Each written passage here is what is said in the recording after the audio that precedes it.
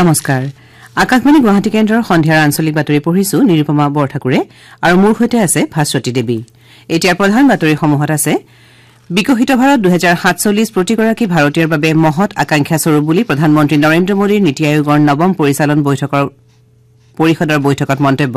প্ৰধানমন্ত্ৰীৰ কাইলৈ দিনৰ 11 বজাত আকাশবাণীযোগে প্ৰচাৰিত মন কী বাত অনুষ্ঠানৰ জৰিয়তে দেশ বিদেশৰ জনসাধাৰণৰ সৈতে মত বিনিময় কৃষি ক্ষেত্ৰত জৈৱিক সাৰ প্ৰয়োগত গুৰুত্ব দিয়াৰ লগতে কৃষি কৰ্মৰে দেশৰ অৰ্থনীতি টনকিয়াল কৰিবলৈ ৰাজ্যপাল গুলাব চান্দ কাটাৰিয়াৰ যুৱ প্ৰজন্মলৈ আহ্বান শ্ৰীলংকাৰ পাল্লেকলে আন্তঃৰাষ্ট্ৰীয় ক্ৰিকেট ষ্টেডিয়ামত আজি ভাৰত আৰু শ্ৰীলংকাৰ মাজত টি-20 ক্ৰিকেট শৃংখলাৰ প্ৰথমখন খেল আৰু মহিলাৰ টি-20 এছিয়া কাপ ক্ৰিকেট প্ৰতিযোগিতাৰ ফাইনেলত কাইলৈ ভাৰত শ্ৰীলংকাৰ মুখামুখি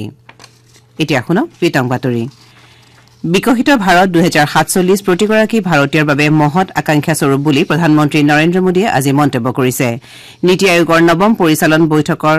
অংশগ্ৰহণ কৰি প্ৰধানমন্ত্ৰীয়ে কয় যে ৰাজ্যসমূহে এই লক্ষ্যত উপনীত হ'বৰ বাবে সক্ৰিয় ভূমিকা গ্ৰহণ কৰিব পাৰে কিয়নো ৰাজ্যসমূহ প্ৰত্যক্ষভাৱে জনসাধাৰণৰ সৈতে জড়িত হৈ থাকে শ্ৰীমোদীয়ে লগতে চলিত দশকটো পৰিৱৰ্তন প্ৰযুক্তিগত আৰু ভূ ৰাজনৈতিক সম্পৰ্কৰ সময় বুলি অভিহিত কৰিছে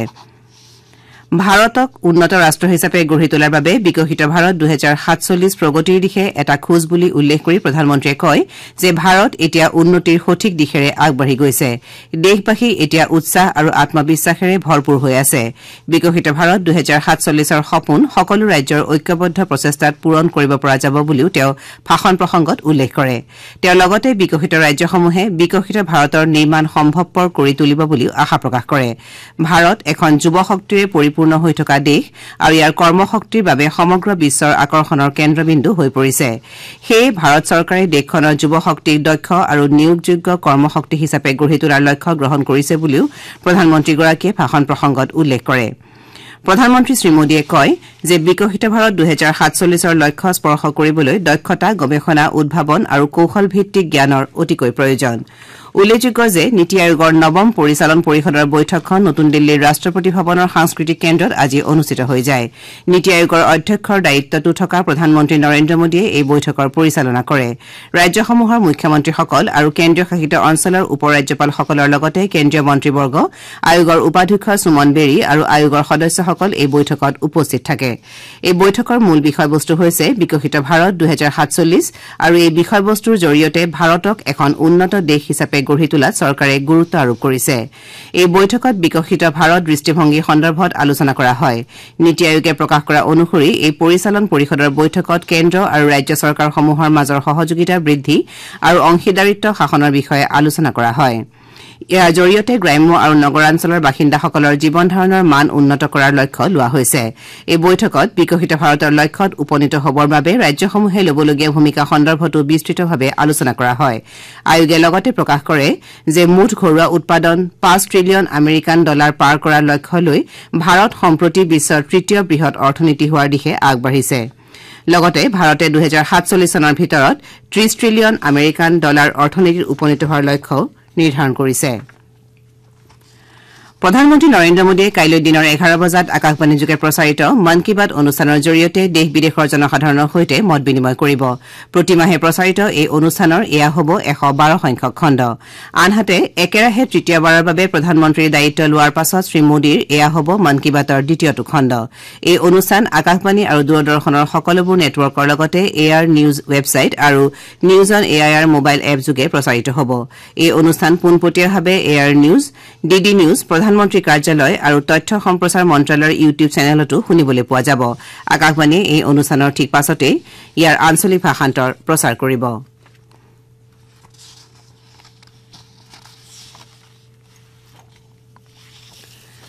নীতি আয়োগৰ বিশেষ কাৰ্যসূচী সম্পূৰ্ণতা অভিযানৰ অধীনত অসমৰ কেইবাখনো জিলাত কাৰ্যসূচী অব্যাহত আছে এই উপলক্ষে ৰাজ্যৰ বিভিন্ন জিলাত স্বাস্থ্য আৰু কৃষি বিভাগে বিভিন্ন সজাগতামূলক কাৰ্যসূচী গ্ৰহণ কৰিছে সম্পূৰ্ণতা অভিযানৰ অধীনত অভিলাষী জিলা আৰু উন্নয়ন খণ্ডসমূহত মহিলা আৰু শিশুৰ স্বাস্থ্য আৰু পৰিপুষ্টিৰ দিশটো উন্নত কৰাৰ বাবে লক্ষ্য লোৱা হৈছে ইয়াৰ অংশ হিচাপে মূলতঃ প্ৰথম 3 মাহতে পঞ্জীয়নভুক্ত প্ৰসূতিৰ সংখ্যা বৃদ্ধিৰ পদক্ষেপ লোৱা হৈছে তদুপৰি সংহত শিশু বিকাশ সেৱাৰ অধীনত প্ৰসূতিৰ পৰিপূৰক খাদ্য খাদ্য যোগান শিশুক মাতৃ দুগ্ধপান কৰোৱাৰ প্ৰতি সজাগতা সৃষ্টিৰ দ্বাৰা শিশুৰ সম্পূৰ্ণ ৰোগ প্ৰতিৰোধ ক্ষমতাৰ বৃদ্ধিৰ লক্ষ্য লোৱা হৈছে সম্প্ৰতি বান ক্ষতিগ্ৰস্ত অঞ্চলসমূহতো প্ৰসূতি আৰু শিশুৰ স্বাস্থ্য ৰক্ষাৰ বাবে এই অভিযানৰ অধীনত ব্যৱস্থা অব্যাহত ৰখা হৈছে ইপিনে চৰকাৰে 2015 চনতে কৃষকৰ বাবে আৰম্ভ কৰা ভূমি স্বাস্থ্য কাৰ্ডৰ যোগেদি মাটিৰ নমুনা সংগ্ৰহৰ হাৰ প্ৰতিটো খণ্ডত মধুমেহ আৰু উচ্চ ৰক্তচাপজনিত ৰোগীসকলক চিনাক্তকৰণৰ হাৰ আৰু একোটা উন্নয়ন খণ্ডত থকা আত্মসহায়ক গোটৰ বিপৰীতে পুঁজি লাভ কৰি থকা গোটৰ হাৰ বৃদ্ধিৰ পদক্ষেপ লোৱা হৈছে একেদৰে বিদ্যুৎ যোগান থকা প্ৰাথমিক মাধ্যমিক পৰ্যায়ৰ বিদ্যালয়ৰ হাৰ তথা পাঠ্যক্ৰম আৰম্ভ হোৱাৰ এমাহৰ ভিতৰতে পাঠ্যপুথি বিতৰণৰ হাৰ বৃদ্ধি কৰাৰো লক্ষ্য লোৱা হৈছে 3 মাহজোৰা সম্পূৰ্ণতা অভিযানৰ অংশ হিচাপে নিৰ্বাচিত জনপ্ৰতিনিধিৰ লগতে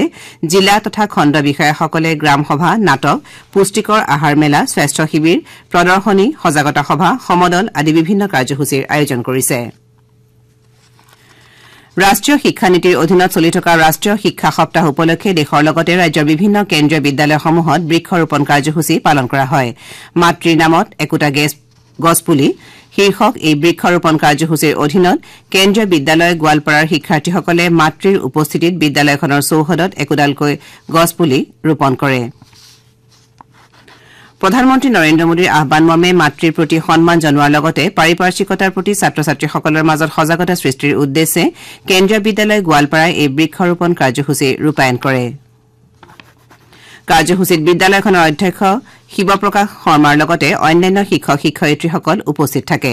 একেদৰে খানাপাৰা কেন্দ্ৰীয় বিদ্যালয়তো প্ৰধানমন্ত্ৰীৰ আহ্বানৰ প্ৰতি সঁহাৰি জনাই ছাত্ৰ ছাত্ৰীসকলে মাতৃৰ উপস্থিতিত শিক্ষক শিক্ষয়িত্ৰীসকলৰ উদ্যোগত গছপুলি ৰোপণ কাৰ্যসূচী ৰূপায়ণ কৰে উত্তৰ পূব সীমান্ত ৰেলৱে মাল পৰিবহণ উন্নত কৰাৰ লগতে গ্ৰাহকৰ সৈতে সম্পৰ্ক উন্নত কৰাৰ উদ্দেশ্যে বিভিন্ন পদক্ষেপ গ্ৰহণ কৰি আহিছে এই পদক্ষেপৰ অংশ হিচাপে বিভিন্ন খণ্ডৰ গ্ৰাহকৰ দ্বাৰা বিভিন্ন সামগ্ৰী সহজে পৰিবহণ কৰাৰ সুবিধা প্ৰদানৰ বাবে জুনৰ সময়ছোৱাত অন্তৰ্মুখী আৰু বহিৰ্মুখী উভয় সামগ্ৰীৰ পৰিবহণ উপলব্ধ কৰোৱাৰ বাবে আৰু কেইটামান ষ্টেচন মুকলি কৰা হৈছে সেইদৰে গ্ৰাহক সম্পৰ্ক উন্নত কৰিবলৈ আৰু মালবাহী ৰাজহ বৃদ্ধি কৰাৰ উদ্দেশ্যে কাটিহাৰ মণ্ডলৰ অধীনৰ আদিনা ষ্টেচনটো অন্তৰ্মুখী কয়লাৰ পৰিবহণৰ বাবে মুকলি কৰা হয় ইপিনে বহিৰ্মুখী বাহৰ পৰিবহণৰ বাবে ৰঙিয়া মণ্ডলৰ অধীনৰ তাঁতিবাহাৰ ষ্টেচনটো মুকলি কৰা হৈছে গ্ৰাহক সম্পৰ্ক উন্নয়ন আৰু নতুন টাৰ্মিনেল মুকলি কৰাৰ ফলত মালবাহী ৰেলৰ লোডিং আৰু আনলোডিং বৃদ্ধি হোৱা পৰিলক্ষিত হৈছে ইয়াৰ জৰিয়তে অনাগত সময়ত উত্তৰ পূব সীমান্ত ৰেলৱেৰ ৰাজহ উপাৰ্জন ভালেখিনি বৃদ্ধি হ'ব বুলি আশা কৰা হৈছে বড়ো ভাষাৰ প্ৰথম তিনিমহীয়া আলোচনী বিবাৰৰ 100 বছৰ পূৰ্তি উপলক্ষে আজি ধুবুৰী বড়ো এছচিয়েশ্যনৰ উদ্যোগত ধুবুৰী জিলা পুথিভঁৰাল প্ৰেক্ষাগৃহত এখন সভাৰ আয়োজন কৰা হয় সভাত পদ্মশ্ৰী সন্মানেৰে সন্মানিত ডক্টৰ মংগল সিং হাজোৱাৰী মুখ্য অতিথি হিচাপে উপস্থিত থাকে বড়ো ভাষাৰ প্ৰথম তিনিমহীয়া আলোচনীখনৰ শতিকা পূৰ্তি উপলক্ষে সভাত এখন স্মৰণিকাও উন্মোচন কৰা হয় এই স্মৰণিকাখন উন্মোচন কৰি সাহিত্য একাডেমী বঁটাপ্ৰাপক জনিল কুমাৰ ব্ৰহ্মই বড়ো ভাষাৰ উন্নয়ন আৰু বিকাশ সন্দৰ্ভত বক্তব্য প্ৰদান কৰে উল্লেখযোগ্য যে 1924 চনৰ এপ্ৰিল মাহত সতীশ চন্দ্ৰ বসুমতাৰীৰ সম্পাদনাত বিবাৰৰ ধুবুৰীৰ পৰা প্ৰথম প্ৰকাশ হৈছিল আপোনালোকে সন্ধিয়াৰ আঞ্চলিক বাতৰি শুনিছে আকাশবাণী গুৱাহাটী কেন্দ্ৰৰ পৰা अब सिर्फ सजा नहीं मिलेगी होगा न्याय भारतीय न्याय संहिता मतलब नया कानून 1 जुलाई से लागू आजाद भारत के अपने कानून अब आएगा देश में न्याय का नया दौर दंड नहीं अब न्याय पर होगा सबका जोर विकसित भारत का ये है नया अध्याय सबसे समान व्यवहार मिलेगा सबको न्याय सरल है सुलभ है पारदर्शी तकनीकी युक्त है और है स्वदेशी इसमें है महिलाओं बुजुर्गों का सम्मान शामिल है इसमें जन जन की आन साथ इसके चलने का देश पर चढ़ा जुनून ये है आजाद भारत के अपने कानून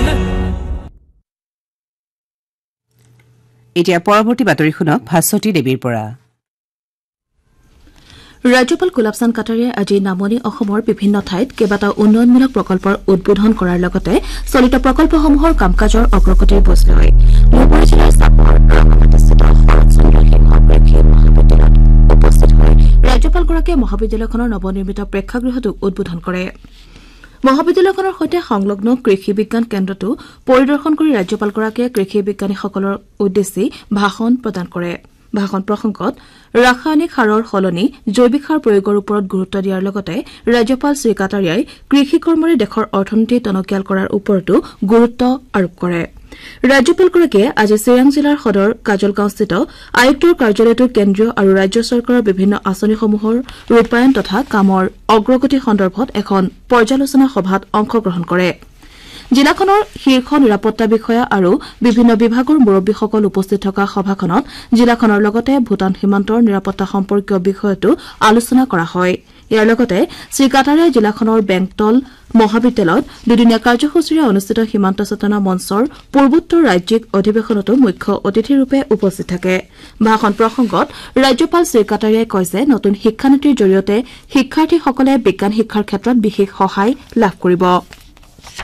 ৰাজ্যপালগৰাকীয়ে লগতে সীমান্ত সুৰক্ষাৰ বাবে সীমান্ত চেতনা মঞ্চৰ কাৰ্যকৰ্তাসকলে লৈ অহা উদ্যোগক বিশেষভাৱে প্ৰশংসা কৰে অনুষ্ঠানত বিটিচিৰ কাৰ্যবাহী সদস্য প্ৰবোধ বড়োৱে সন্মানিত অতিথি হিচাপে উপস্থিত থাকে ভাষণ প্ৰসংগত শ্ৰী বড়োৱে প্ৰধানমন্ত্ৰী নৰেন্দ্ৰ মোদীৰ সবল নেতৃত্বত উত্তৰ পূবৰ সৰ্বাংগীন উন্নতি সাধনত বিশেষ গুৰুত্ব আৰোপ কৰা হৈছে বুলি মন্তব্য কৰে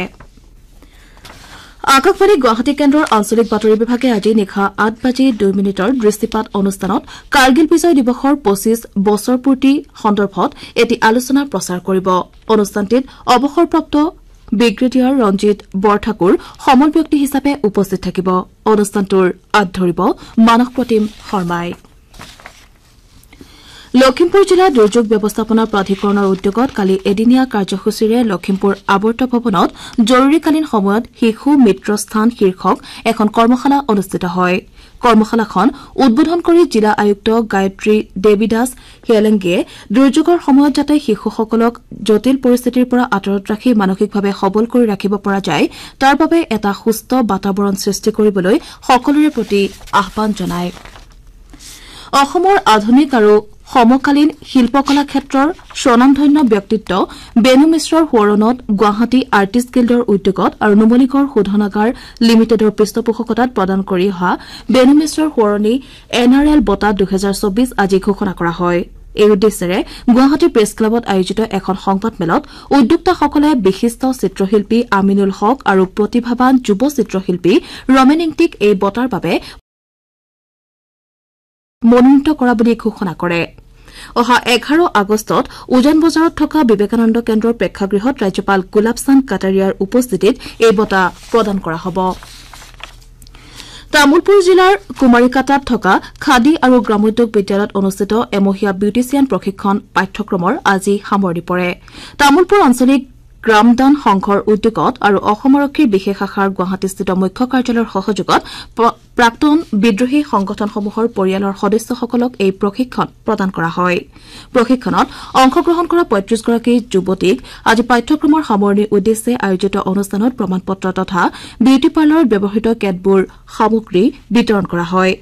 অনুষ্ঠানত অসম আৰক্ষীৰ বিশেষ শাখাৰ প্ৰাক্তন উপ মহাপৰিদৰ্শক লুইচ আইন অসম আৰক্ষীৰ বিশেষ শাখাৰ উপ মহাপৰিদৰ্শক ৰত্ন সিঙকে ধৰি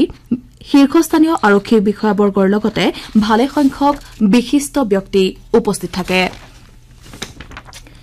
মহিলাৰ টি20 এছিয়া কাপ ক্ৰিকেট প্ৰতিযোগিতাৰ ফাইনেলত কাইলৈ ভাৰত শ্ৰীলংকাৰ বিৰুদ্ধে অৱতীৰ্ণ হ'ব শ্ৰীলংকাৰ ডাম্বুলত অনুষ্ঠিত দ্বিতীয়খন ছেমি ফাইনেলত শ্ৰীলংকাই পাকিস্তানক 3 উইকেটত পৰাস্ত কৰি ফাইনেলত প্ৰৱেশ কৰে